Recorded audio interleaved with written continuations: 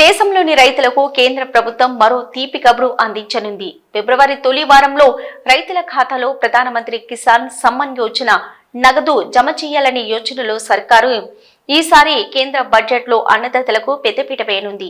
ఈ మేరకు కిసాన్ క్రెడిట్ కార్డుపై ఇదివరకు ఉన్న రుణ పరిమితిని 3 లక్షల నుంచి 5 లక్షలకు పెంచేందుకు సమాయత్తమవుతుందని తెలుస్తుంది. కిసాన్ క్రెడిట్ కార్డు పథకాన్ని 1998లోనే ప్రారంభించిన కేంద్ర ప్రభుత్వం దీని ద్వారా రైతులకు అతి తక్కువగా 9% వడ్డీతో స్వల్పకాలిక పంట రుణాలను అందిస్తుంది. ఇందులో 2% వడ్డీ రాయితీని కేంద్ర ప్రభుత్వమే భరిస్తుంది. దాంతో పాటు సకాలంలో రుణాలు చెల్లించిన వారికి అదనంగా మరో 3% వడ్డీ రాయితీ కల్పిస్తుంది. కాగా పెరుగుతున్న వ్యవసాయ ఖర్చులకు అనుగుణంగా కిసాన్ క్రెడిట్ కార్డు రుణ పరిమితిని పెంచాలని రైతన్నలు ఎన్నో ఏళ్లుగా డిమాండ్ చేస్తున్నారు. ఈ అంశాన్ని పరిగణలోకి తీసుకున్న కేంద్ర ప్రభుత్వం కిసాన్ క్రెడిట్ కార్డుల రుణ పరిమితిని పెంచాలని భావిస్తున్నట్లు సమాచారం.